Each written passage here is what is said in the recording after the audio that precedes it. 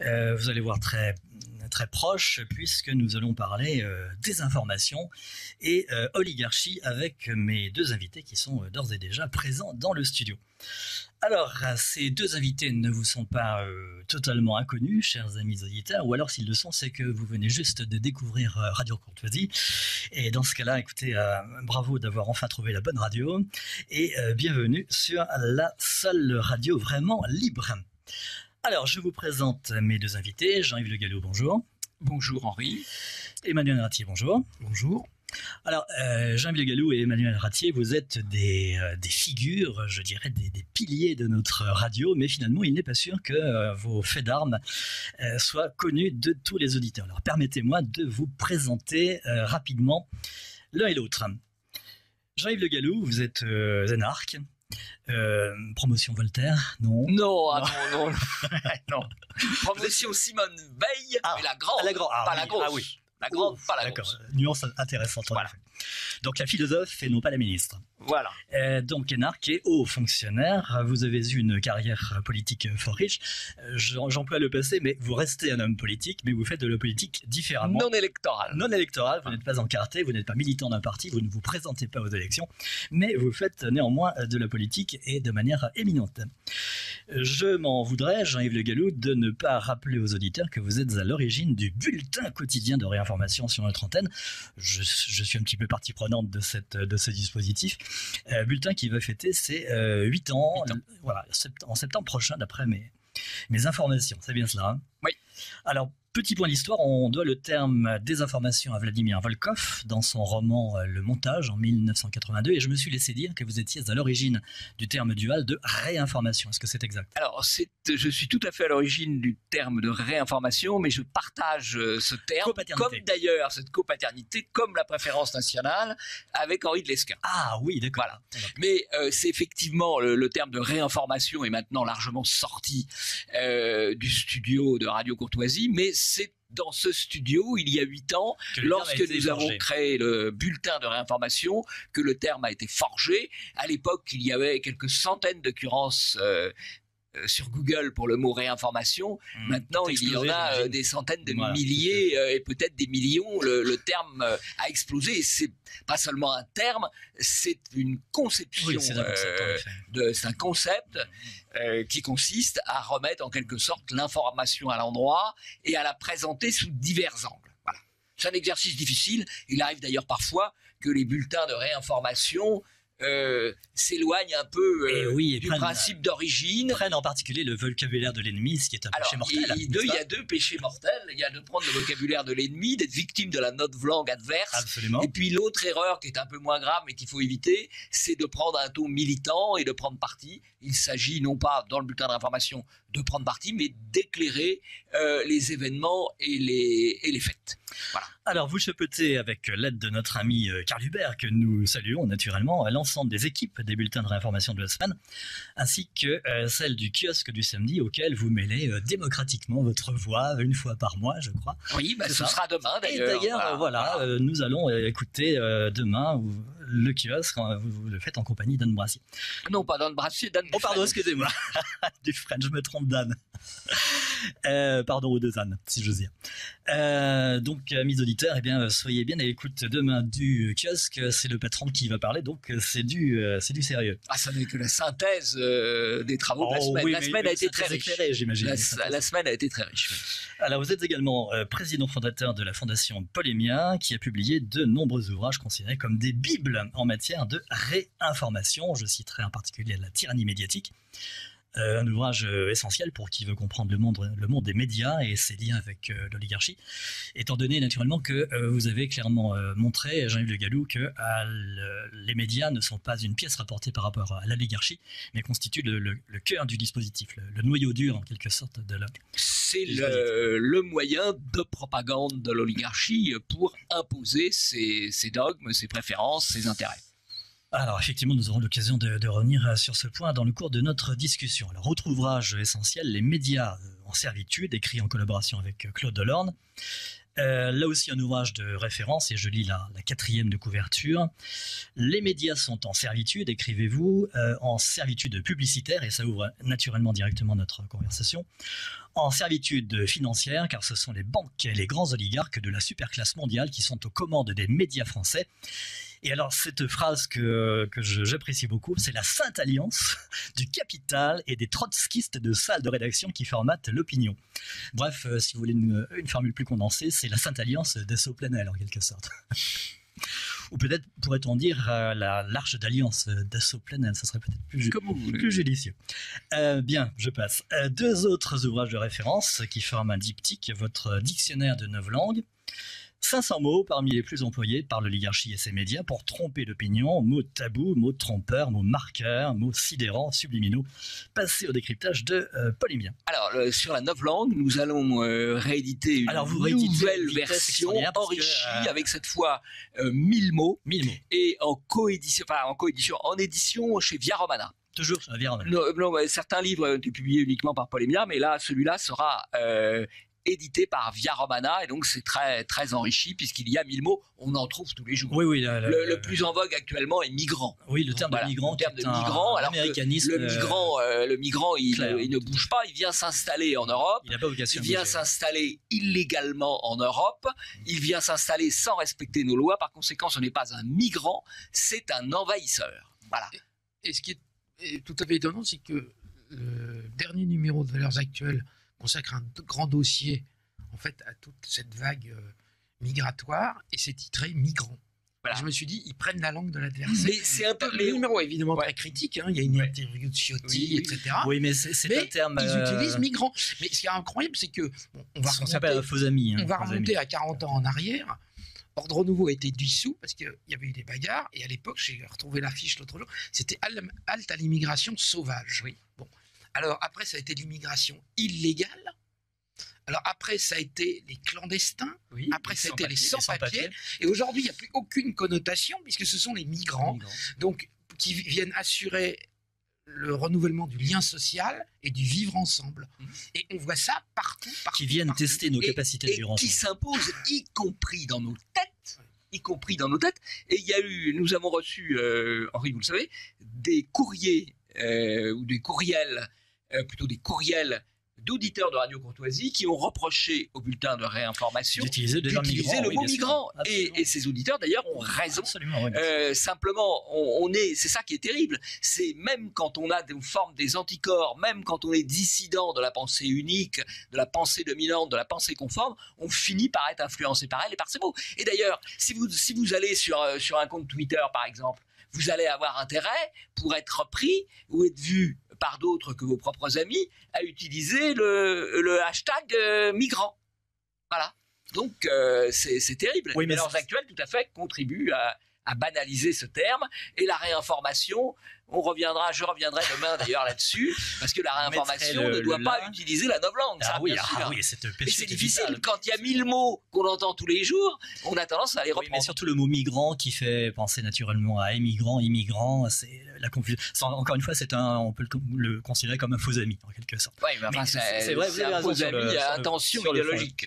C'est quand même moins caractéristique que sans papier. Là, on est dans l'idéologie à l'état pur. Le terme migrant, on peut excuser. Mais migrant, ça passe plus presque. Parce que migrants enlève totalement qu'en fait, ce sont des immigrants. Oui. Parce que c'est pas de l'émigration, c'est de l'immigration. Donc, avec le terme migrant, qui s'applique aux deux sens, et alors maintenant, d'ailleurs, on nous dit, les ministres, je sais pas, la ministre qui s'occupe de ce genre de choses, a dit oui, mais je vais m'occuper des flux dans les deux sens. Une adepte de la remigration, est-ce possible? Mais je voudrais juste donner un exemple. Il y a eu une récente petite polémique. Il y a eu un prêtre, je crois que c'est la commune du Lavandou ou quelque chose comme ça, qui s'est vu interdire de dire la messe, je crois, du 15 août. En plein air. Oui. Alors finalement, c'était reporté. Enfin, c'était annulé à la suite de... Et alors, le communiqué de la mairie, le premier et le second, sont également fantastiques parce que le premier communiqué explique qu'en fait, cette messe est interdite en raison du vivre ensemble.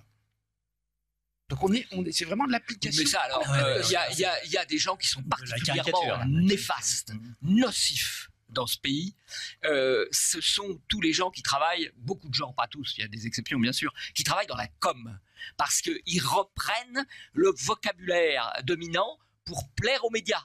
Et il la propage avec l'argent public. Je ne sais pas quelle est la couleur du maire du Lavandou, peu importe d'ailleurs, mais ce sont les agents de com qui se croient très intelligents et qui sont simplement des perroquets qui reprennent les mots qui vont bien. Médias, et on a une tyrannie de la communication dans les partis politiques, dans les mairies, dans beaucoup d'endroits. Messieurs, savez-vous que je suis en train de vous présenter?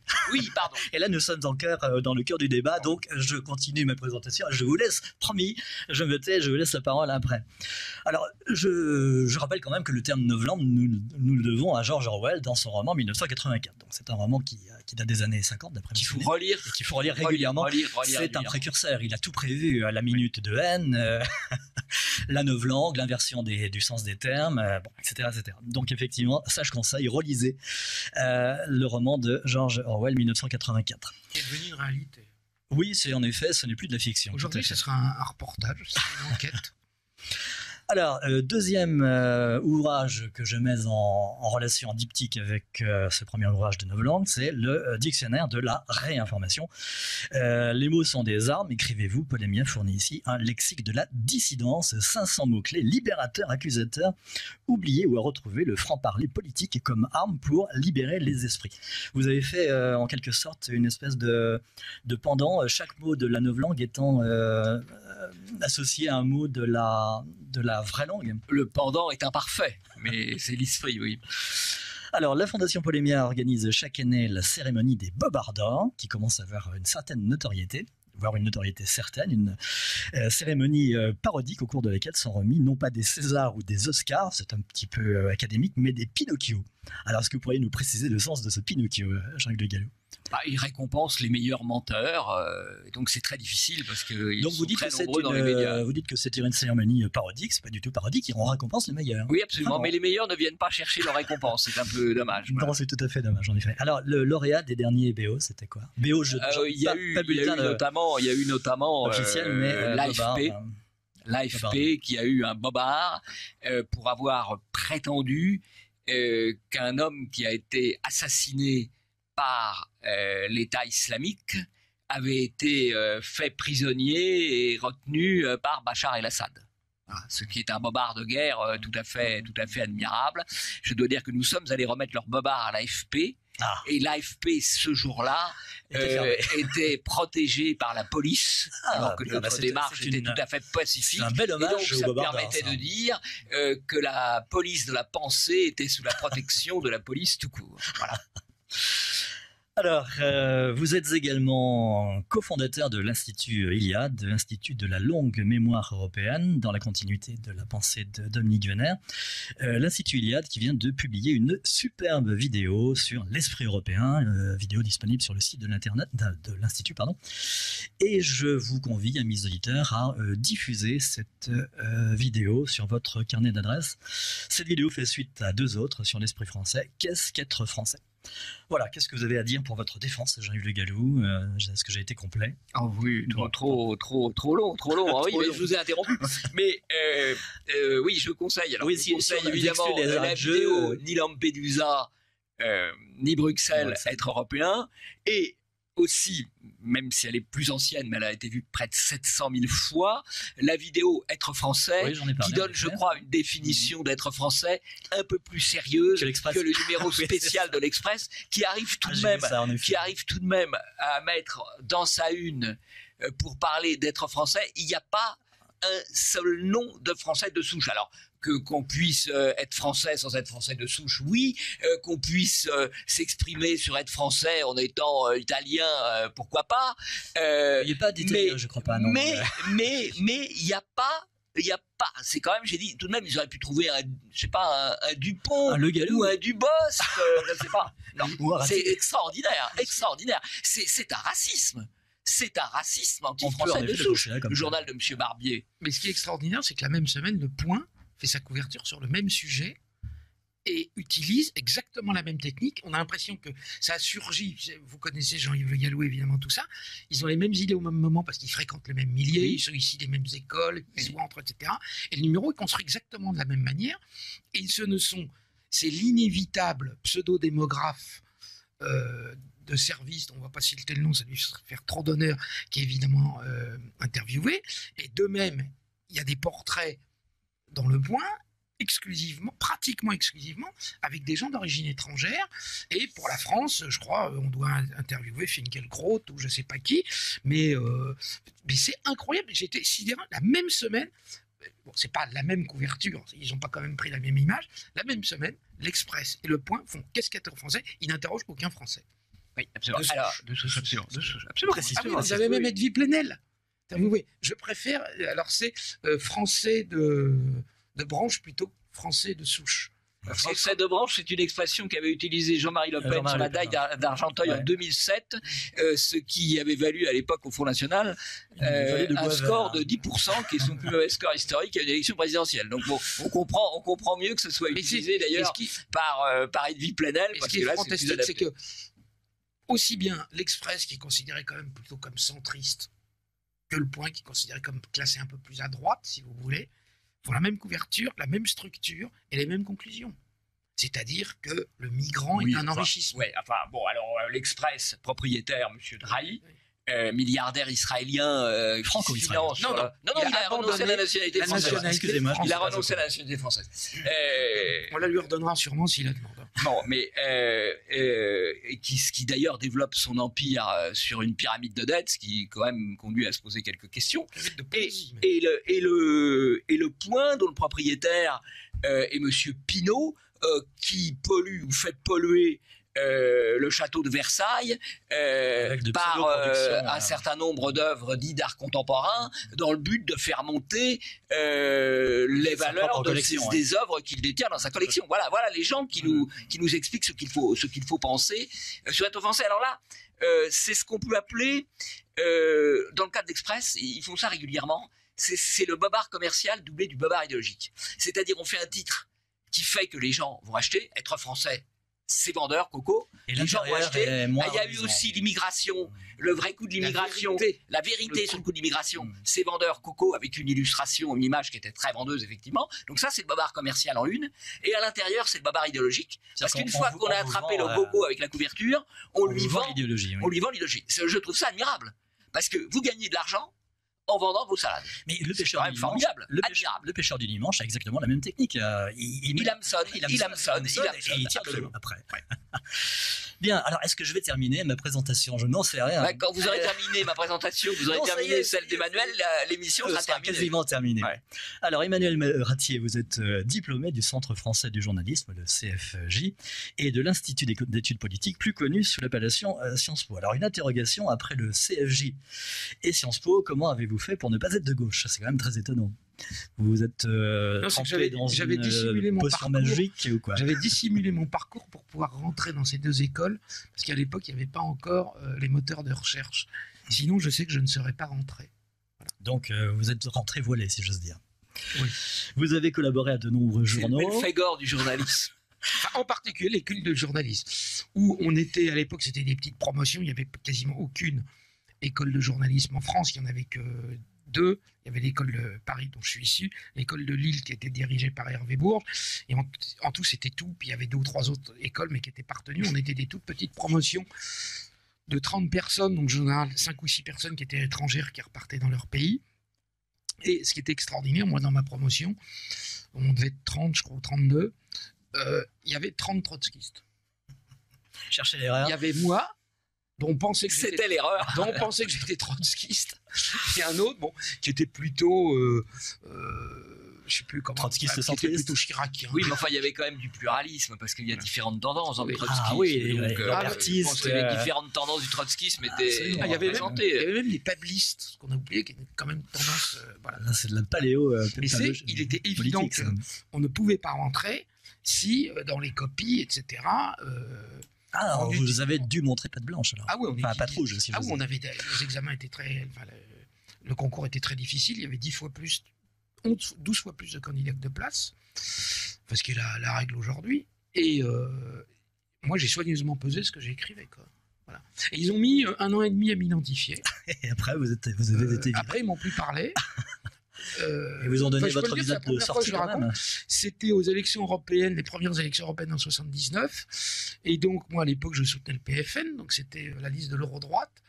Et donc, il y a eu une attaque à la mutualité, on faisait un meeting, et moi, j'étais d'un côté, et eux, ils étaient de l'autre. Et donc, à ce moment-là... Vous êtes reconnu quand même. Les derniers mois, ils m'ont plus parlé. Et surtout, j'étais le seul élève. À l'époque, tout était payé par la taxe professionnelle. C'était une très très bonne école. On était automatiquement recrutés, on avait tous des postes intéressants. Et moi, j'étais le seul élève qui n'ait pas été placé. Voilà. Volontairement, bien évidemment. J'imagine, ouais. Donc c'est moi qui me suis trouvé mon travail tout seul. Attendez, il faut vous appliquez ce système pendant 30 ans ou 40 ans. Ah non, vous arrivez à l'état de la presse aujourd'hui. Absolument. On peut donner d'autres exemples. Par exemple, il y a un certain nombre de gens qui ont travaillé au Figaro Magazine, qui sont passés par le CFJ et qui n'ont même pas pu terminer le CFJ parce qu'ils avaient été identifiés. Je connais au moins 2 exemples de gens qui ont été identifiés trop tôt. Et c'était le Figaro Magazine de la haute époque. Oui, c'est ça. Et on leur a dit, vous prenez la porte. Poliment. Oui, bien sûr, mais fermement. Je continue.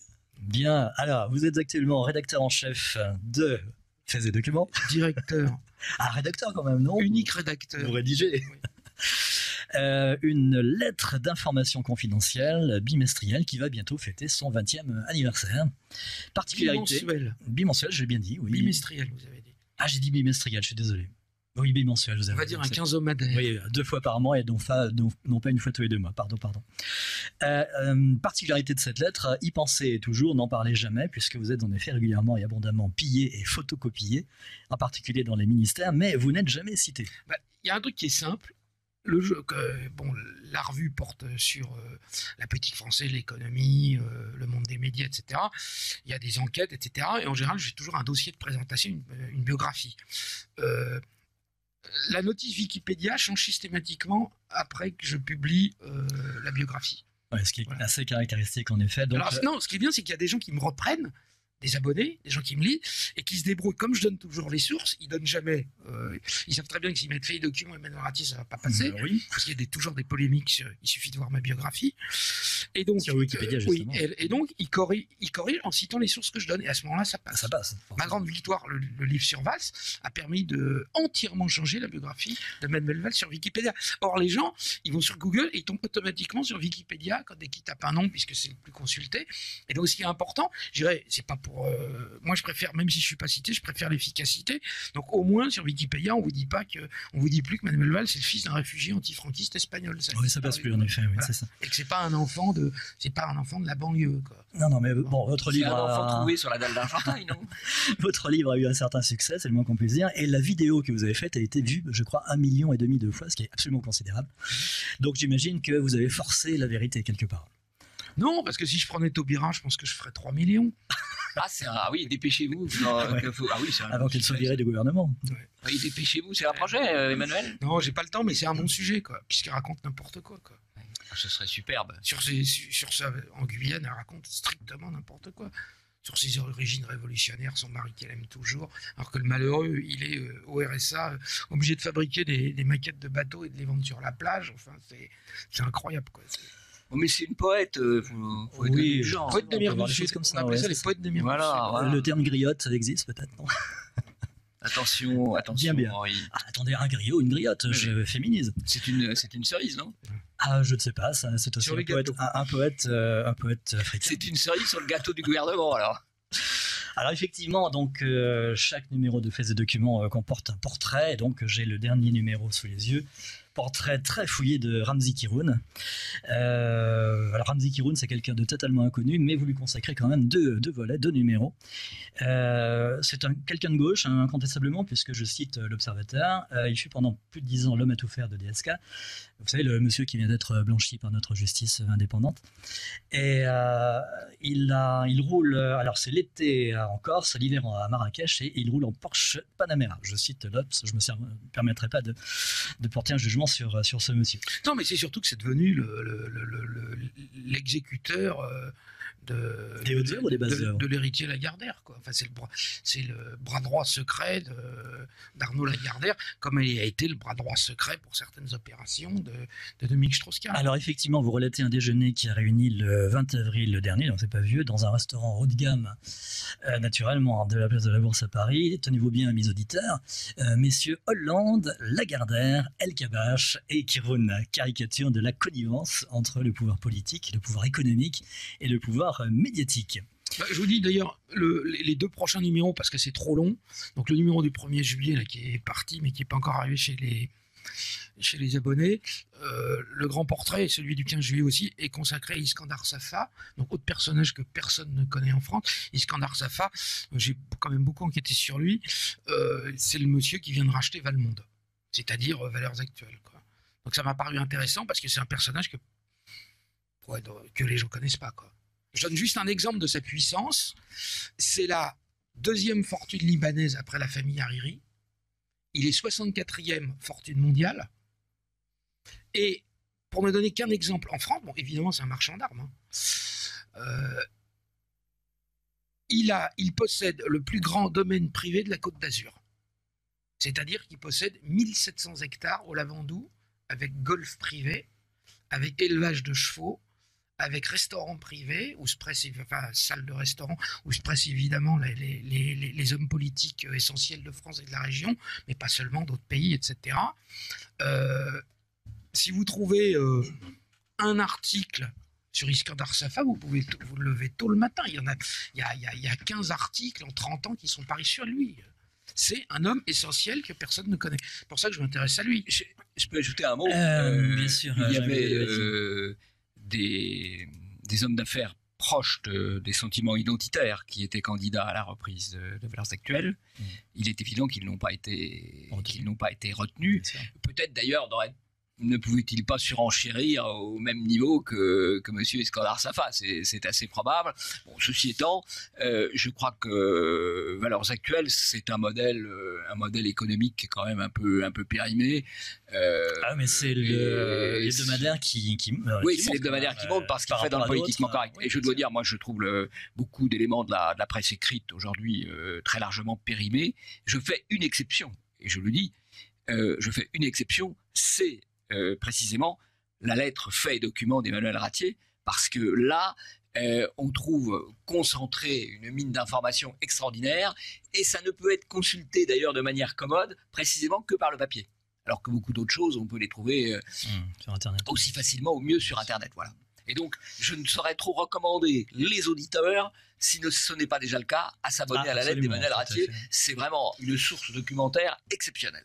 Alors, vous avez dansé, si, absolument. Je vois que Emmanuel c'est sa modestie qui est mise en jeu ici. Vous faites une enquête sur la mue du Front National, qui est tout à fait de circonstance, et puis ainsi que sur le Club des 100, qui n'est pas étranger à notre discussion d'aujourd'hui pour cette émission. Oui, on en parlera tout à l'heure, parce que c'est un sujet un peu particulier qui m'a amusé, et c'est vraiment étonnant. Le Club des 100, c'est le siècle des gastronomes, si j'ose dire. Oui, et c'est pour ça qu'il c'est quand même sympathique quelque part. Et c'est pour ça qu'il y a à peu près 20 à 25% des membres du Club des 100 qui sont en même temps membres du siècle. Alors nous en parlerons tout à l'heure, on va pas anticiper. Alors comment se procurer votre revue, Emmanuel Ratier ? Vous allez sur Internet, vous tapez Faits et documents, vous tomberez sur mon site. Bon, et donc on peut payer en ligne, tout se passe. Et si vous n'avez pas Internet, vous demandez à votre cousine, votre petit-fils ou quelqu'un. Vous dirigez également une maison d'édition, Facta, ainsi qu'une librairie du même nom, située à Paris, mais vous pourriez préciser à quel... 4 rue de Clichy, Paris 9e. D'accord. Alors on est la seule librairie, je dirais. Il y a 2 ou 3 autres librairies à Paris, il n'y en a pas beaucoup, mais il y a 2 ou 3 autres librairies, je dirais, on peut dire qu'ils sont dans la mouvance, pour dire, de l'esprit de Radio Courtoisie. Bon. Nous, à la différence des autres, on fait essentiellement, 90%, c'est des livres d'occasion. Les autres, la librairie Notre-Dame de France, la librairie française ou la librairie Duquesne, eux vendent essentiellement des livres neufs. Nous, j'avais décidé dès le début de pouvoir proposer aux aux gens que ça peut intéresser, qui veulent se former, des livres en général épuisés ou d'occasion. Et je ne cherche pas du tout à faire dans le livre neuf, hormis les petits éditeurs complètement alternatifs ou dissidents, vraiment comme utilise le terme Jean-Yves Le Gallou, qui sont très très très mal, qui n'ont pas de possibilité de distribution. Voilà. Et vous organisez dans votre librairie régulièrement des signatures d'auteurs qui, on va dire, qui sont peu invités par les médias, c'est le moins qu'on puisse dire. Je crois que le seul endroit où ils arrivent à passer, c'est Radio Courtoisie. Alors, vous avez écrit et édité donc de très nombreux ouvrages, entre autres une encyclopédie politique française en 2 volumes, plusieurs fois rééditée et augmentée. Alors, pour la petite histoire, c'est la seule encyclopédie politique consultable à la Bibliothèque nationale. C'est quand même une sacrée performance, bravo.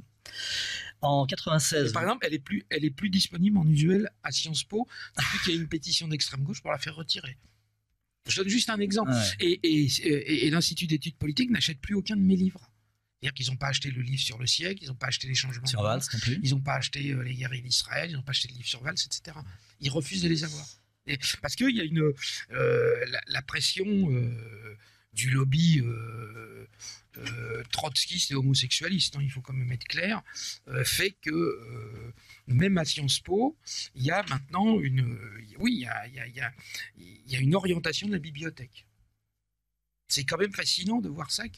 Moi, quand j'y étais, Jean-Yves, vous avez été à Sciences Po? Oui, il y a très longtemps. Oui. On y trouvait tout ce qu'on rêvait. Ah oui. Non, mais c'est-à-dire qu'il n'y avait pas Internet, si vous voulez, on y trouvait tout. Moi, je me suis formé idéologiquement largement, parce que, si vous voulez, on mettait des années à trouver un livre, et à Sciences Po, il y avait tout. Ouais. Bon, donc, évidemment, tous les auteurs nationalistes. Bon, on trouvait...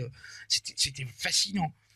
Et aujourd'hui, il y a en plus un enfer, puisqu'un certain nombre de livres sont interdits de consultation. Enfin, il faut faire, et je crois, ne figure pas dans les fichiers, et il faut faire une demande écrite pour pouvoir les consulter.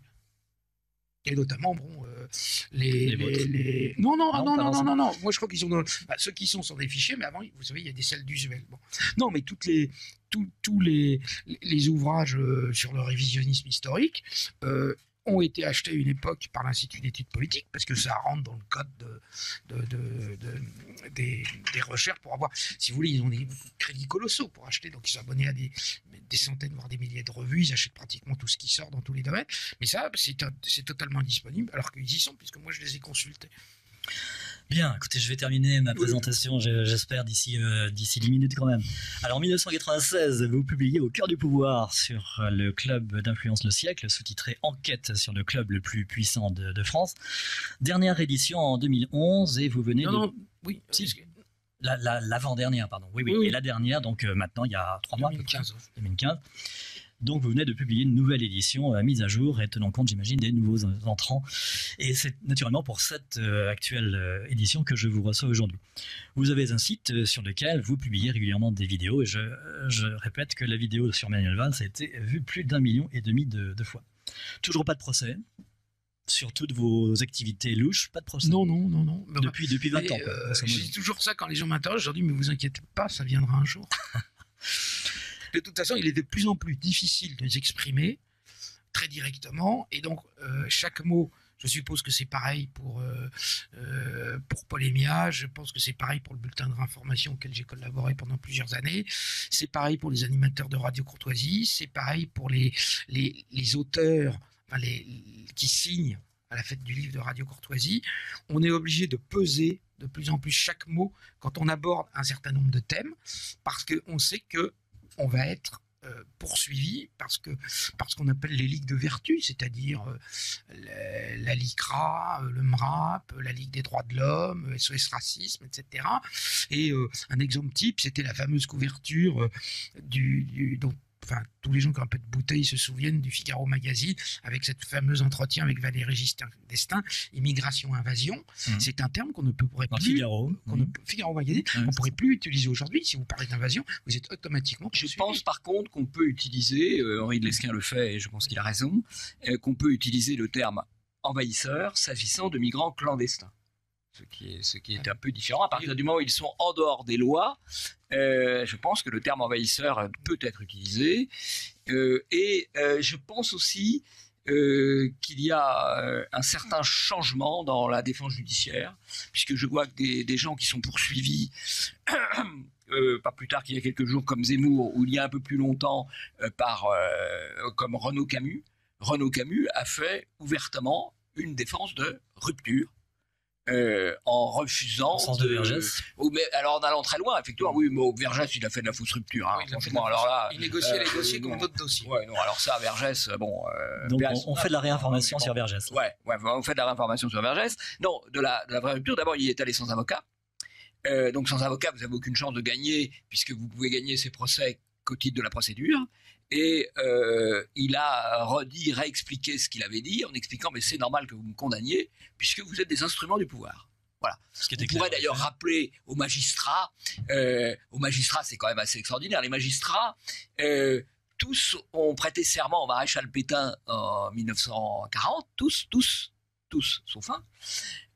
Et tous ensuite ont participé à l'épuration avec beaucoup de zèle, les mêmes. Et celui qui n'avait pas prêté serment au maréchal Pétain en 40, donc avait quand même un peu de caractère, il a été réintégré tout de même en 44, mais il n'a pas fait carrière. On l'a mis dans un placard parce qu'un type comme ça, on ne pouvait pas lui faire confiance. Voilà. C'est des choses dont il faut se souvenir quand on parle de la magistrature. Bien, écoutez, je termine. Parce que j'aurais voulu... Alors, allez-y. Non, mais je crois que Jean-Yves, vous êtes quand même... Je vois bien ce qui se passe, mais vous êtes quand même optimiste parce que moi je les relève maintenant de plus en plus souvent. Les journalistes, les blogueurs, les écrivains, etc. sont de plus en plus condamnés. Un exemple type, bon, il a des côtés totalement irraisonnés, mais c'est un blogueur qui s'appelle Boris Lelay qui vient de se prendre 6 mois de prison pour avoir écrit qu'il n'y avait pas de Celtes noirs. Et alors, ce qui est extraordinaire, c'est que dans les commentaires, les journalistes, par exemple, je crois que le journaliste de Ouest France ou du Télégramme de Brest dans son article, dit effectivement il n'y a jamais eu de Celtes noirs. Bon, mais il dit, mais en même temps, c'est scandaleux, il fallait évidemment le condamner. Bon. Et encore là, le journaliste est honnête parce qu'en général, on dit que quelqu'un a été condamné pour des propos racistes ou des propos extrémistes. Et donc, l'opinion se dit, mais s'il a été condamné à 6 mois de prison, il a dû dire des choses absolument épouvantables. Et on ne dit pas le motif pour lequel il a été poursuivi, le texte pour lequel il a été poursuivi, qui permet effectivement de se faire une opinion. Oui. Alors il y a Boris Lelay qui a été condamné effectivement à 6 mois de prison. C'est pour ça que, d'ailleurs, souvent, il semblerait qu'il n'ait pas été présent au procès. Non, condamné par contumace, il est pas au Japon parce qu'on n'est pas aux assises, mais condamné par défaut. Donc là, en général, on en prend plein, quoi. Voilà. Vraiment, je trouve que les condamnations tombent de plus en plus lourdement et elles deviennent plus lourdes financièrement. Financièrement, bien sûr, parce que la prison, ils hésitent, sauf cas très exceptionnel, parce que la prison, ça peut faire du martyr. Donc, ils essayent de frapper vraiment, d'assassiner au portefeuille. Voilà. Il y a aussi le cas d'Anne-Sophie Leclerc, qui a été... Alors évidemment, elle a gagné en appel, mais c'est un procès qui coûte des fortunes, heureusement. Pas peu des fortunes, parce que c'est un gros travail d'avocat, parce qu'il y a plusieurs procès pour la même affaire, ce qui est là encore hallucinant, qui a des déplacements à Cayenne, qui est la destination la plus chère depuis Paris, quasiment. Il n'y a que Madame Taubira qui peut se la payer régulièrement. Et donc, si Anne-Sophie Leclerc n'avait pas été soutenue par l'association Solidarité pour tous, eh bien, elle n'avait aucun moyen de se défendre. Voilà. Alors, elle a été condamnée en première instance à 9 mois de prison ferme, 50 000 €. 9 mois de prison ferme, 50 000 € d'amende. Ce qui est impayable parce qu'elle a pour une blague peut-être de mauvais goût, j'en sais rien, une blague de comptoir, quoi. Sur Facebook, une blague de comptoir. Elle a de tout petits 9 mois de prison et 50 000 € d'amende pour quelqu'un qui a à peine le SMIC, quoi. Voilà. C'est la justice socialiste, voilà. Et enfin, vous êtes le patron d'émission. Je termine, j'arrive au bout de 43 minutes, j'arrive à la fin de ma présentation. Vous êtes patron d'émission sur notre antenne, vous dirigez le mercredi, tous les mois, le libre journal de la résistance française. Et j'ai été à peu près complet, Emmanuel Ratti. Oui, attaquer les questions avec... 43 minutes de présentation, d'accord. Record battu, non? Oui, largement. Mais il y a des arrêts de jeu quand même, parce que vous avez beaucoup parlé. Alors, Jean-Yves Le Gallou, la désinformation publicitaire, édition Via Romana. Donc, il s'agit d'un ouvrage collectif, publié par Via Romana, un éditeur méritant qu'on pourrait peut-être présenter un peu. Écoutez, Via Romana est ce qu'on appelle un petit éditeur, mais un petit éditeur doublement sérieux, triplement sérieux même. Un, parce qu'il tient ses délais et ses engagements, qui n'est pas toujours le cas dans ce métier difficile. Deuxièmement, parce que il a un diffuseur qui n'est pas un grand diffuseur, hein, c'est pas Flammarion ou c'est pas Gallimard, mais il a un diffuseur, donc c'est de ce point de vue-là un vrai éditeur. Et troisièmement, il a même l'élégance, c'est pas une chose à laquelle je suis particulièrement attaché, mais lui il tient. Il a même l'élégance de payer des droits d'auteur, ce qui n'est pas toujours le cas non plus des petits éditeurs, enfin des petits ou moyens éditeurs. Donc c'est vraiment quelqu'un de tout à fait remarquable, qui lui-même est aussi patron d'une émission sur Radio Courtoisie. Ah, très bien, très bien. Et puis il a un très très beau catalogue. Et il a un bon catalogue. Vraiment, il y a des choses inégales, mais il a publié vraiment des gens importants. J'ajoute, si vous voulez, là où il est bon éditeur, c'est qu'il a la démarche d'aller vers des auteurs potentiels pour leur demander de faire quelque chose. Et par exemple, il m'a demandé il y a 3 ou 4 ans, je crois, à la journée du livre à Versailles, il m'a dit j'aimerais vous publier, réfléchissez, on se voit. Et c'est comme ça que j'ai fait la tyrannie médiatique. Alors, j'avais beaucoup d'éléments pour rédiger la tyrannie médiatique, mais il a fait son travail d'accoucheur en quelque sorte, ce que doit être un éditeur. Voilà. Alors cet ouvrage collectif publié sous l'égide de la Fondation Polémia fait suite à votre livre sur la tyrannie médiatique. Alors quelle était la thèse de cet ouvrage ?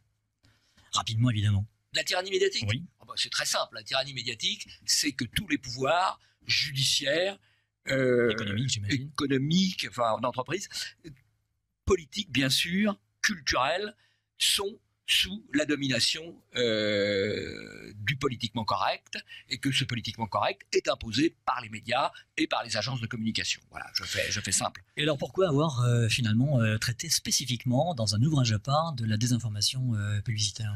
Bah, si vous voulez, c'est un aspect particulier d'un sujet plus général. Mais la publicité, c'est évidemment essentiel, puisque c'est la principale source de revenus des médias. Les médias, ils vivent de quoi ? Ils vivent d'argent public pour les médias publics. Ils vivent de subventions de mécènes, pas désintéressés quand ils font des pertes. Et ils vivent surtout de publicité. La rentrée des médias, c'est la publicité. Et vous connaissez l'expression, qui paye commande.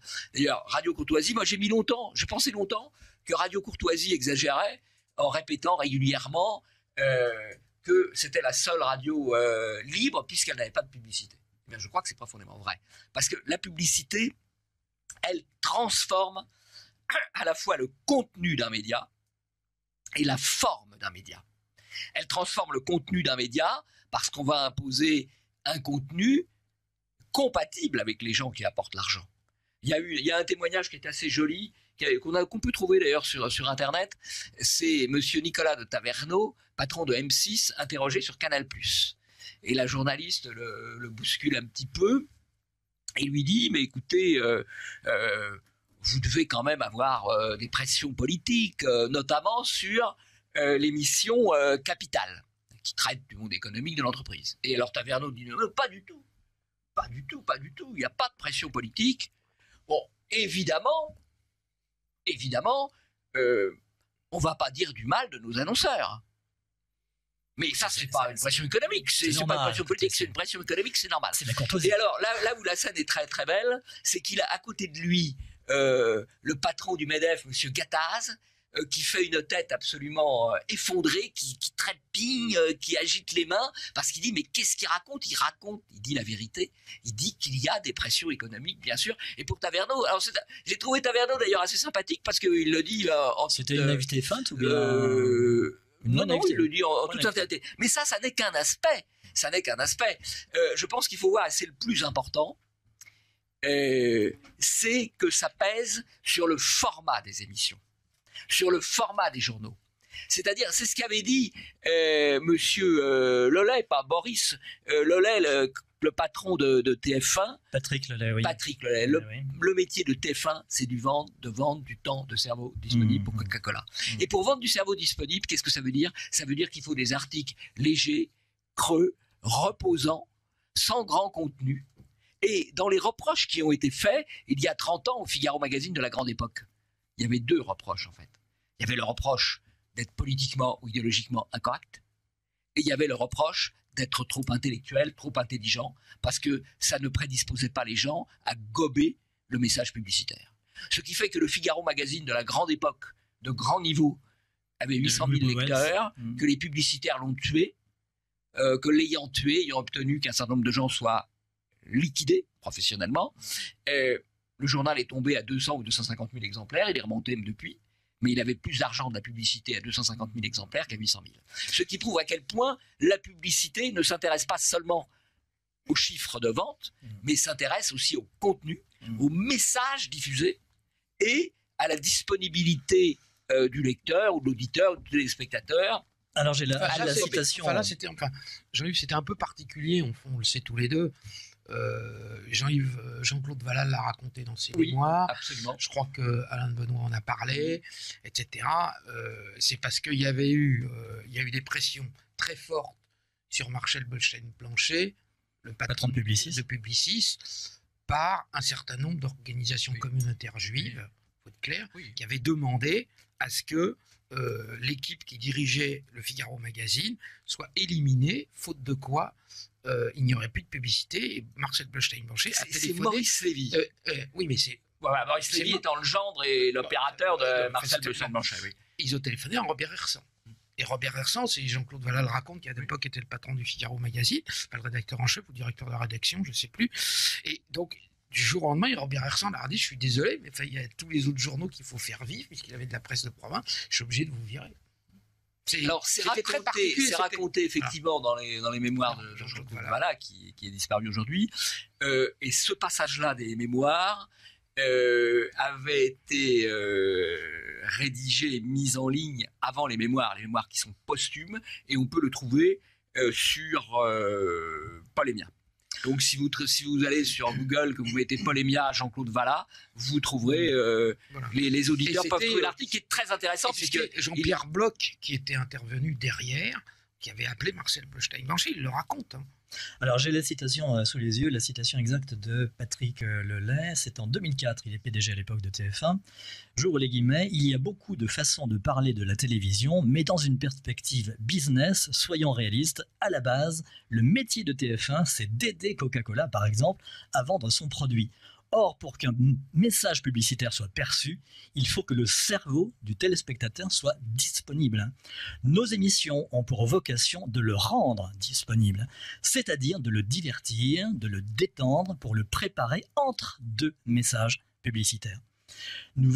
Ce que nous vendons à Coca-Cola, c'est du temps de cerveau humain disponible. Fin de citation. Alors ça, vous avez bien fait de lire l'intégralité de la citation, Henri, parce qu'on voit très bien que ce qui compte, c'est le message publicitaire. Le reste, c'est du remplissage qui coûte de l'argent, alors que le message publicitaire permet d'organiser. Alors vous avez la même chose. Vous avez un journal comme Le Monde, qui a la réputation, à tort ou à raison, d'être intellectuel, qui fait un supplément le samedi. Le supplément le samedi, c'est d'une nullité totale. Mais l'objectif, c'est que vous le feuilletiez dans votre canapé, à moitié vautré, et que vous gobiez la publicité qui figure une page sur deux. Mais ce que dit Jean-Yves Le Gallou sur le formatage des émissions par la publicité, c'est évident. En particulier dans le domaine du sport, où il y a des sports qui ont disparu parce qu'il n'était pas facile à être filmé et facile pour créer une pseudo-compétition avec un suspens. Et donc, ce n'était pas très favorable pour passer des espaces de publicité. Et il y a un certain nombre de sports qu'on a mis en avant. Il y a même des règles, par exemple, dans le judo, qu'on a transformées parce que pour les filmer, pour que ce soit plus favorable, pour maintenir un intérêt, qu'on entre l'art de publicité. Et les négociations actuellement pour les différentes, c'est quelque chose qui ne m'intéresse pas, pour les différentes coupes d'Europe, du monde, etc. Toutes les négociations sont sur l'obtention, en France, d'une coupure supplémentaire. Pouvoir rajouter dans un match, je ne sais pas, de 3 heures, une 4e ou une 5e page de publicité. Et c'est ce qui va permettre de rentabiliser l'opération. Et ça, c'est très, très directement. Ça dépend des députés français, ça dépend des députés dans d'autres pays, etc. Pour savoir, et tout le lobbying est fait pour augmenter les plages de publicité. Mais on va sélectionner un certain nombre de sports parce qu'il ne faut pas que le sport soit intellectuel, il faut qu'il puisse être compris partout. Donc il faut simplifier les règles. Il y a toute une série de choses comme ça. Alors, je rappelle à nos auditeurs que le temps passe d'abord, ça je le rappelle à nos invités, qu'ils sont à l'écoute de Radio Courtoisie. J'ai un certain nombre de messages qui s'accumulent sur le bureau que je n'ai pas lus et je vais m'acquitter de cette tâche puisque, chers auditeurs, vous prenez le temps de nous écrire, donc il est bien normal que nous vous répondions. Alors, pouvez-vous expliquer, c'est le dernier message, je suis désolé, c'est par ordre antéchronologique, comme on dit. Pouvez-vous expliquer et confirmer le mécanisme des messages subliminaux? Nous en parlerons lorsque nous parlerons des techniques de manipulation des masses, Jean-Yves Le Gallou. Une dame qui signe Monsieur Jean-Yves Le Gallou, je diffuse le plus possible la vidéo sur la définition de l'Europe sur Iliad. Cette dame la trouve absolument superbe. C'est un coup de pouce au moral, cordialement. Merci. Ce monsieur signe aussi Jean-Yves Le Gallou, Emmanuel Ratier, deux plus grands et vrais journalistes de France, des journalistes du réel. Moi, je suis pas journaliste, Ratier. Écoutez, donc Jean-Yves Le Gallou faites office. est un homme sérieux. Merci c'est un autre auditeur, merci de cette magnifique émission, merci cher auditeur, c'est exactement votre mission, nous informer sur la réalité de ce monde orwellien. Merci de l'émission de mercredi dernier, je ne savais pas que, enfin je sais pas quelle émission. Ah oui, excusez-moi, bien sûr, oui, c'est l'émission d'Emmanuel Ratier, bien sûr. Oui, que j'ai écouté, bien sûr. Allez-vous faire une autre émission sur la franc-maçonnerie, Emmanuel Ratier, c'est ce que nous demandons. C'est votre émission, c'est pas la mienne. Bon, il faut expliquer le processus qui a amené à ces différentes choses. Monsieur Ratier, parlez-nous de DSK un jour. Bon, donc je vous confie la mission. Un message qui nous reporte au tout début de notre émission, c'est-à-dire il y a quasiment une heure. Selon moi, ce ne sont pas des migrants ni des clandestins, mais des délinquants, nous dit cet auditeur. Merci d'avoir invité Emmanuel Ratier. Je l'adore, je me répète, oui, merci. Vous avez des groupies, enfin, excusez-moi, des fans, non plus, des amateurs, des amatrices peut-être. Monsieur Ratier avait voulu le livre de Monsieur Pierre Perrin sur le mal-être de la République. Une auditrice, qu'est-ce que le mondialisme, qu'est-ce que la mondialisation? Nous allons en parler. Une auditrice, concernant l'immigration en France, il serait intéressant que vous évoquiez le droit du sol, notamment le système américain concernant l'immigration est voté par Bill Clinton. Il y est dit que les principales aides sociales fédérales ne pourront pas être accordées aux nouveaux immigrants pendant une période de 5 ans. Voilà, écoutez, je pense que je suis à jour des messages. Alors, donc, Jean-Yves Le Gallou, donc finalement, qu'est-ce que vous pointez du doigt dans cet outil que constitue la publicité? Il s'agit de véhiculer finalement des mots d'ordre du politiquement correct, donc on imagine tous ce qu'ils sont, promotion du métissage, de la diversité, de l'antiracisme, du cosmopolitisme, indifférenciation voire inversion des rôles masculins-féminins, etc. etc. Donc, absolument. Alors, il y a eu une publicité... Est-ce que vous avez des exemples concrets? Extrêmement intéressante, c'est la publicité, l'affaire Conchita Wurst. Conchita Wurst, c'est une transsexuelle, je crois, autrichienne.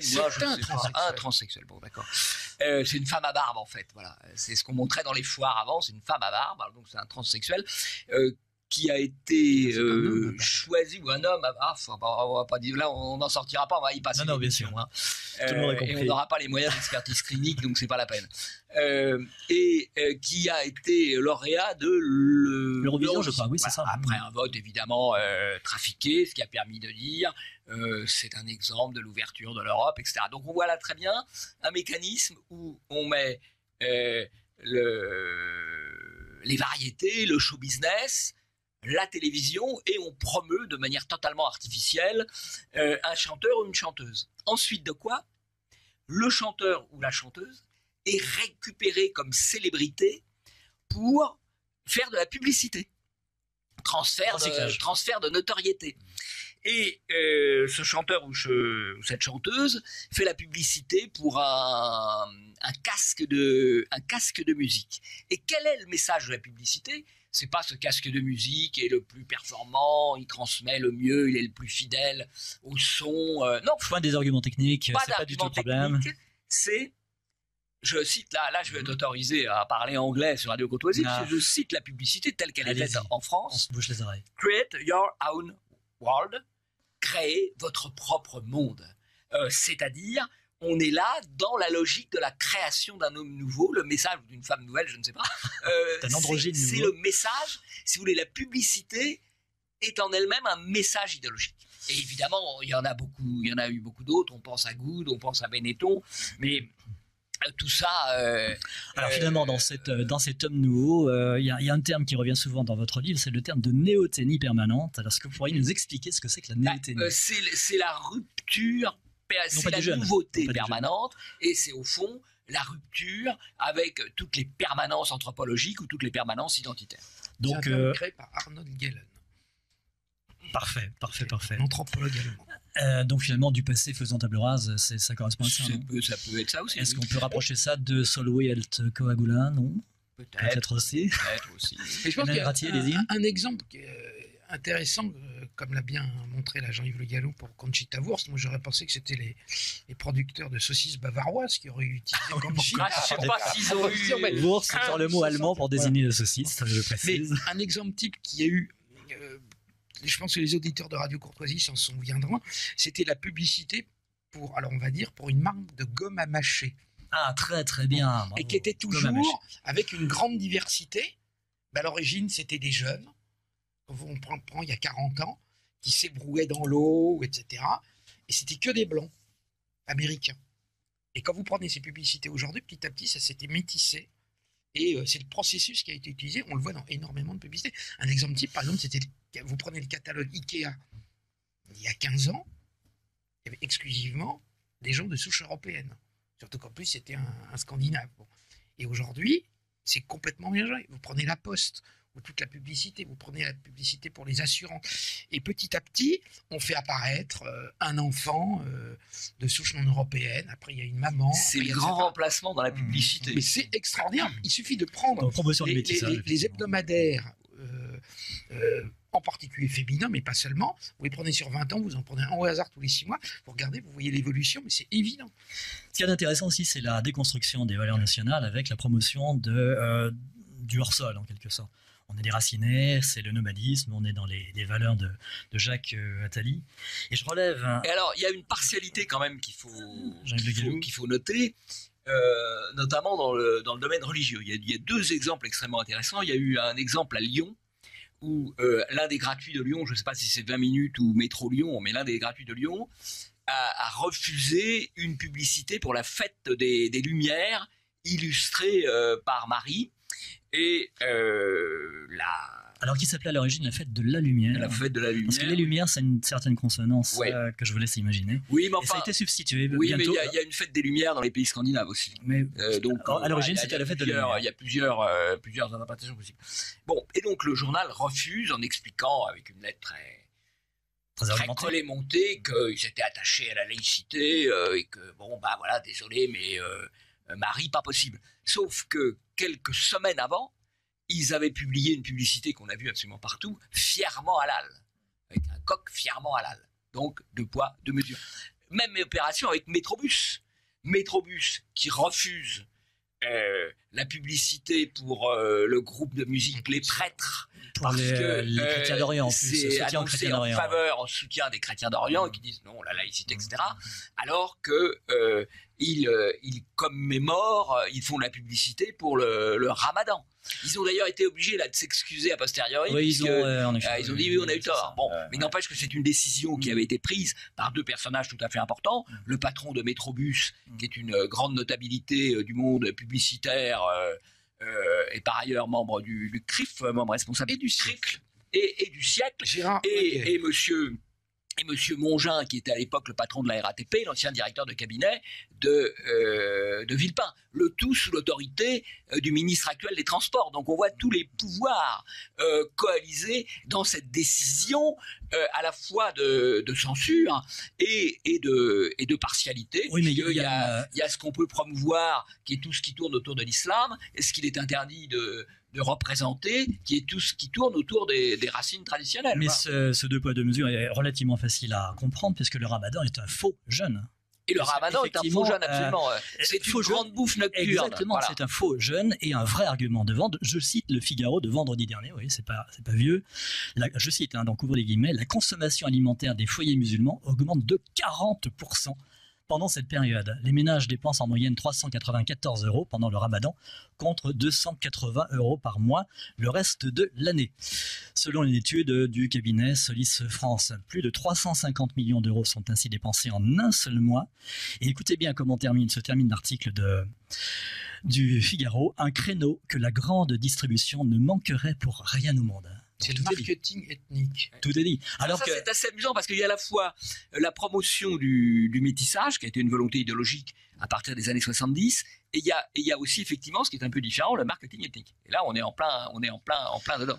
Alors qu'en revanche, naturellement, le carême catholique ne coûte rien, enfin ne rapporte rien aux annonceurs ni aux publicitaires, puisque oui, au contraire, il doit leur coûter de l'argent. C'est pas un jeune focus, c'est un vrai jeune. Ouais. Donc effectivement, ça leur coûte de l'argent, donc pas de publicité pour le carême catholique. Bien, écoutez... peut-être encore un mot, et puis après, je pense oui, je suis malheureusement... peut-être encore un mot. Nous avons effleuré peut-être le 10e de votre livre encore. Je pense livre dont je partage la paternité avec Bruno Gabriel, Michel Geoffroy et Jacques-Henri David. Oui, je vous disais que c'était un ouvrage collectif, en effet. Les co-auteurs du livre. Oui, juste peut-être un mot. Ce qui est le plus grave, c'est, je pèse mes mots, la pédophilie publicitaire.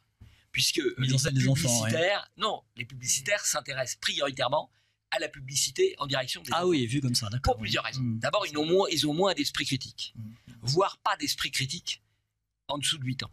Ou très peu d'esprit critique en dessous de 7 ou 8 ans. Donc pas d'esprit critique, donc ils sont totalement malléables.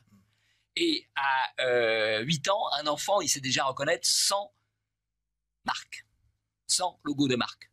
À 10 ans, 300 logos de marque. Donc il est formaté pour la vie. Ensuite, l'enfant, il influence l'achat de ses parents. Donc c'est un deuxième bénéfice. Et à partir du moment où il devient consommateur, il devient dépendant de la publicité petit, il va être manipulable à vie.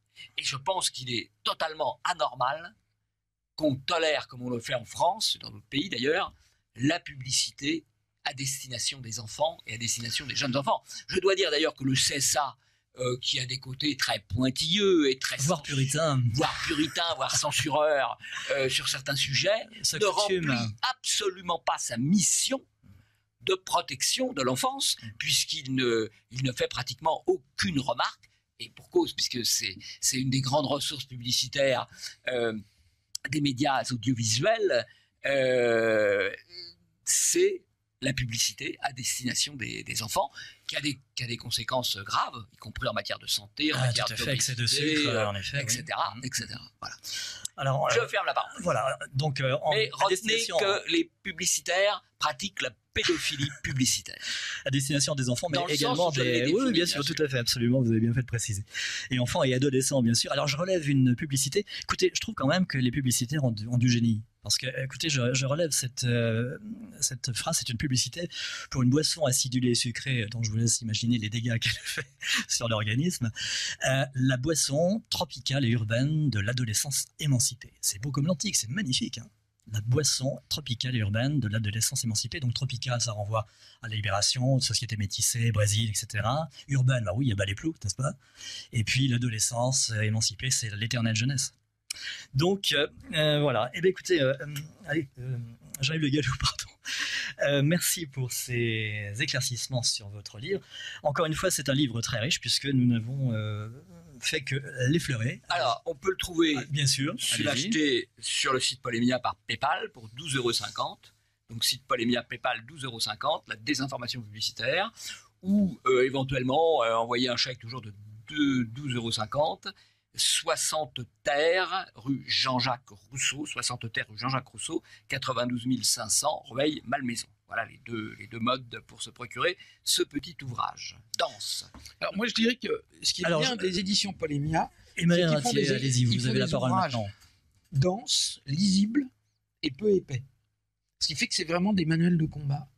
Et je pense que vous c'est de la quintessence en effet, oui. Et c'est vraiment on peut les réutiliser facilement. Votre livre fait quoi, il est tout petit, il fait une centaine de pages et à la fin vous avez un lexique. C'est intéressant en effet. C'est toujours utile parce que on y trouve 10 moyens pratiques de s'affranchir la tyrannie publicitaire.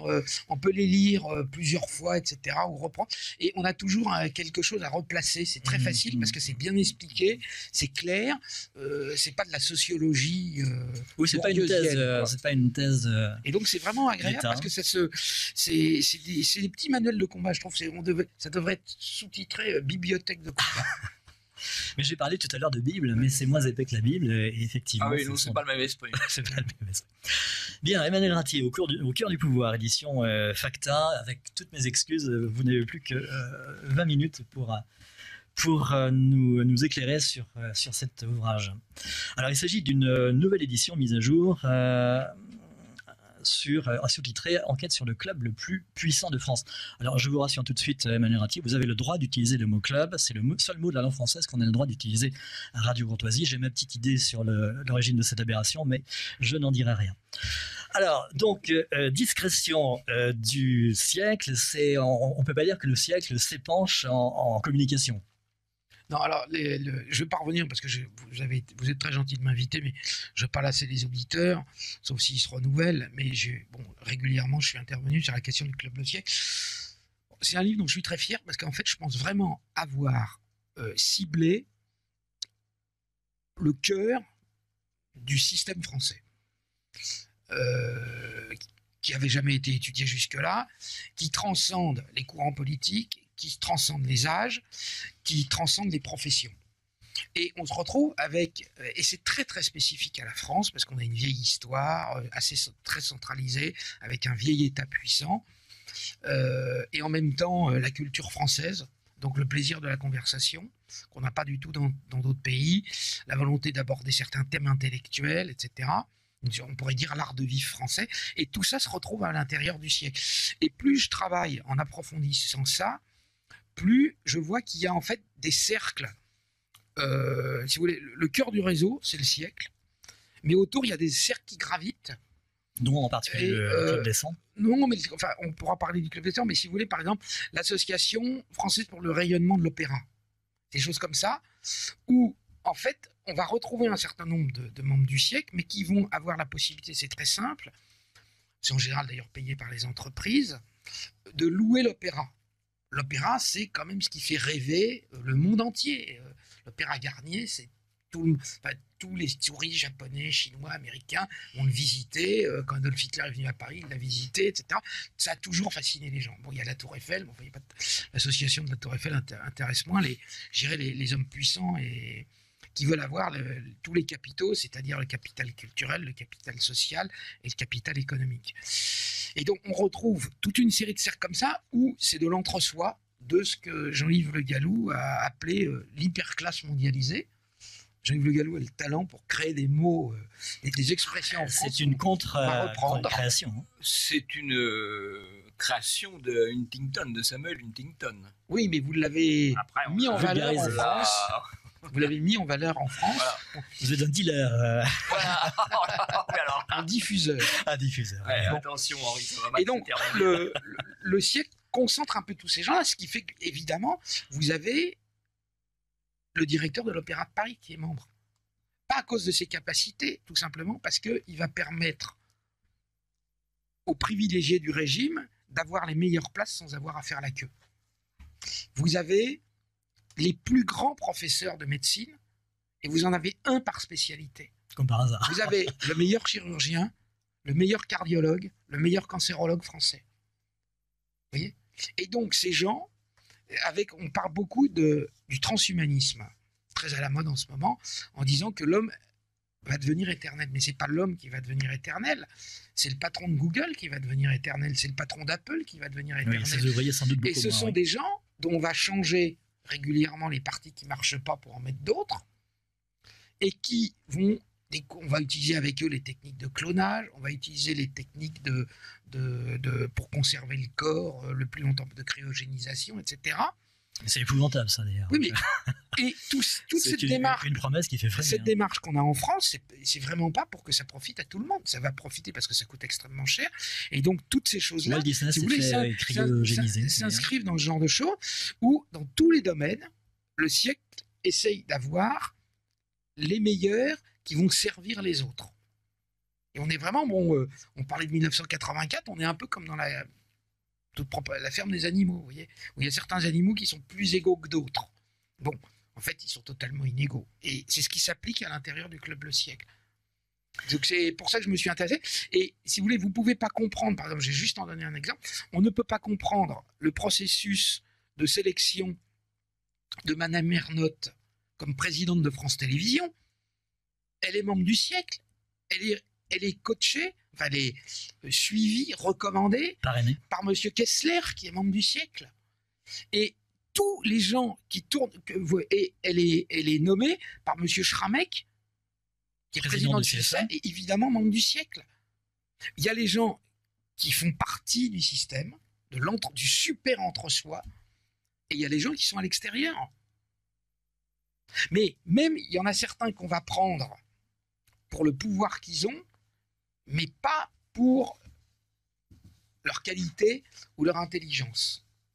Je ne vais pas donner de nom, mais il y a quelqu'un qui a occupé... d'avoir du procès. Non, mais il y a quelqu'un qui a occupé un poste important, et qui s'est donc retrouvé au siècle parce qu'il avait un poste important. Mais quand il a quitté ce poste et qu'il a essayé de retrouver des postes importants, il ne les a pas retrouvés. C'est-à-dire qu'il y a un processus d'élimination. D'ailleurs, dans les statuts du siècle, il y a inscrit que si vous changez de poste, on peut vous virer. Si vous changez de fonction, on n'attend pas 65 ans. Si vous devenez... vous êtes chômeur, par exemple, enfin, c'est pas inscrit directement. Il n'y en a pas beaucoup, j'imagine, chômeurs ici, non? Oui, mais par exemple, essentiellement, ce sont des hauts fonctionnaires. Mais il y a des gens dont on considère... Non, attendez, il y a les plus grands patrons français, quand même.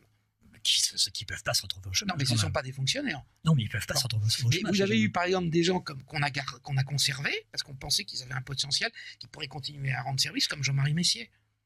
Alors que Jean-Marie Messier est quand même responsable d'une des plus grandes faillites françaises. Vivendi, oui. Voilà, et qui aujourd'hui est banquier d'affaires et qui s'est reclassé grâce à ses amis membres du siècle. Et il est resté au siècle. Bien sûr. D'accord. Bon. Mais il y a des gens qui disparaissent et c'est vraiment intéressant de s'intéresser au profil des gens. Il ne faut pas croire que c'est automatique, exactement comme dans la franc-maçonnerie, rien n'est automatique. Ça se passe avec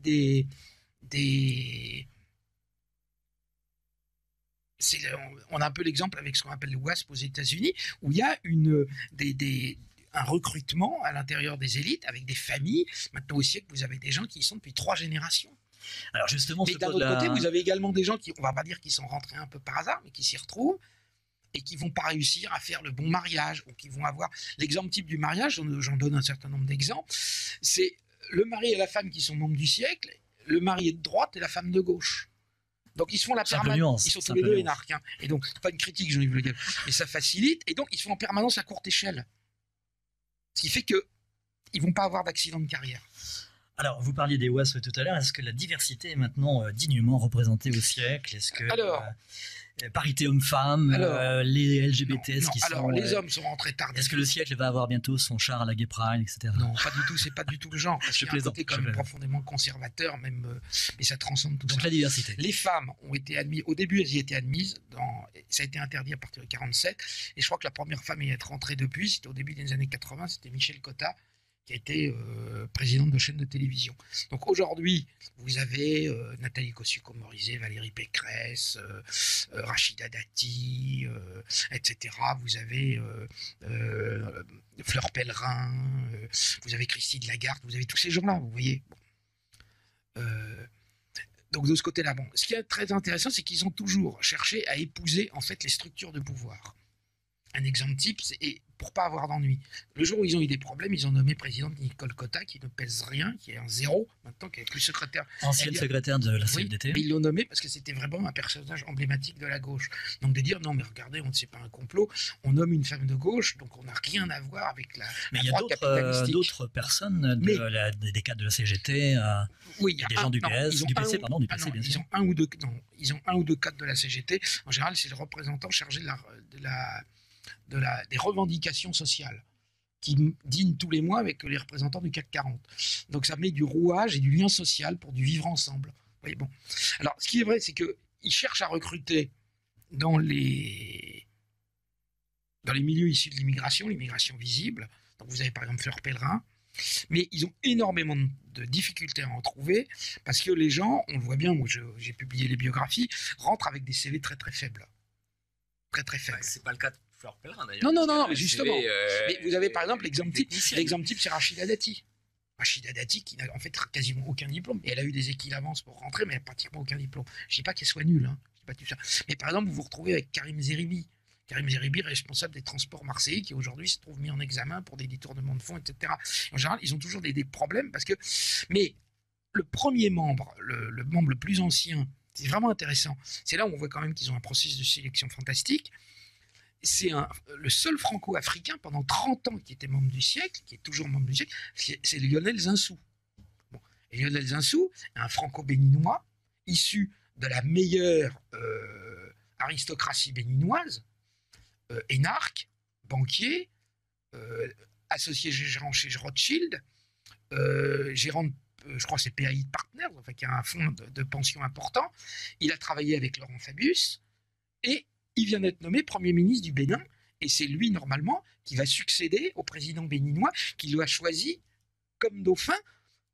Et c'est là où on voit que le siècle a un processus de sélection et surtout d'élimination des gens, parce qu'ils ont toute une série, on ne va pas le décrire, c'est dans mon ouvrage, qui leur permet en fait d'avoir les meilleurs dans cette élite, je répète bien, intégrée à l'intérieur du système.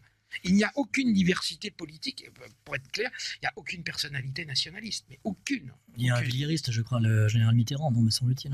Ah non. Il n'y est pas? Ah, j'ai cru qu'il y était. Non, mais il a peut-être été, excusez-moi, mais il est mort, le général Mitterrand. Ah oui, c'est vrai, effectivement, mais il y a été en tout cas. Ah oui, c'est possible. Voilà. Mais donc, ce qui est intéressant, c'est de voir qu'il ne s'était pas trompé avec Lionel Zinsou, alors que c'est un personnage que peu de gens connaissent en France. Et hop, cette semaine, là, il a été nommé Premier ministre du Bénin. Et il est désigné comme, et ça va être le prochain président de la République du Bénin. Alors pour faire un lien avec la partie dont nous avons traité au départ de cette émission, quelle est la place des médias aussi avec les patrons et les journalistes? Alors, les médias sont totalement absents à la création, enfin, à part le patron qui est Georges Bérard-Kellin, qui a tout compris quant à l'influence. Donc il y a très très peu de journalistes, parce que le journaliste, dans les années 50, voire 60, ne pèse pas. La structure du pouvoir se trouve à l'époque dans, évidemment, le patronat, mais se trouve également dans la politique, mais aussi la haute université. Donc on y trouve par exemple plusieurs grands professeurs de médecine, parce que ce sont des gens considérés, alors qu'aujourd'hui c'est plus du tout le cas, et qu'il y en a quelques-uns par exception. Les journalistes vont rentrer, je ne vais pas dire en masse, mais vont rentrer. On va commencer par recruter, à la fin des années 70, les propriétaires de médias, télévision, presse écrite. Et puis, au début des années 80, on recrute les présentateurs de télévision. Donc c'est ainsi que vous vous retrouvez avec Patrick Poivre d'Arvor, excusez-moi, j'ai un trou de mémoire, j'ai dit Michel Cotta, mais il y en a d'autres, Luc Évrard qu'on retrouve à la chaîne de télévision, la chaîne parlementaire. On y retrouve toute une série de présentateurs de télévision, parce que ce sont des gens qui ont du pouvoir. Et il est évident que les directeurs des services politiques des grandes chaînes de télévision, ce genre de choses, parce que ils faciliteront les choses. D'une part, ils ont du pouvoir, et d'autre part, ils mettront du lion, ils faciliteront les choses si certains membres du siècle se retrouvent en position fâcheuse ou sont obligés d'intervenir à la télévision. C'est très très symptomatique. Mais ils recrutent plus beaucoup aujourd'hui dans ce type de secteur. Voilà. Emmanuel Ratier, je suis obligé de vous interrompre puisque l'émission a très très vite passé. Je lis les derniers messages qui me sont parvenus. Vous avez oublié de mentionner la griffe dans les organismes qui dénoncent la bien-pensance. Effectivement, nous devons le faire, l'encourager. Excellente émission, mais avec des pointures comme Ratier et Galou, c'est facile. Merci, cher auditeur. Puis avec un tel intervenant pour nous interrompre. Pouvez-vous parler de la puce RRID? Eh bien, pour une autre émission, cher auditeur. Monsieur Le Gallou, à propos de la publicité, Stuart Evans a publié le livre Conscience aux influences au début des années 80, dans lequel il expliquait comment les publicités avaient façonné les consciences des Américains. Il nous reste 2 minutes à peu près, c'est le technicien qui me fait signe, 1 minute et demie même. Vous avez 30 secondes chacun, messieurs. Jean-Yves, conclusion. Eh bien, il faut comment se prémunir de la protéger, voilà, se prémunir prophylaxie, de la publicité. La prophylaxie, c'est de ne pas mettre les enfants devant la télévision. Et en particulier de ne pas mettre les enfants devant les émissions pour enfants, qui paradoxalement oui, sont c'est peut-être en effet encore plus nocives que les autres. Il ne faut pas non plus s'exposer soi-même à la télévision. Il faut faire preuve d'esprit critique en permanence. Quand Findus vous explique qu'ils sont très à cheval sur la qualité en effet, sachant qu'il y avait du cheval à la place du bœuf. Du cheval à la place du boeuf dans leur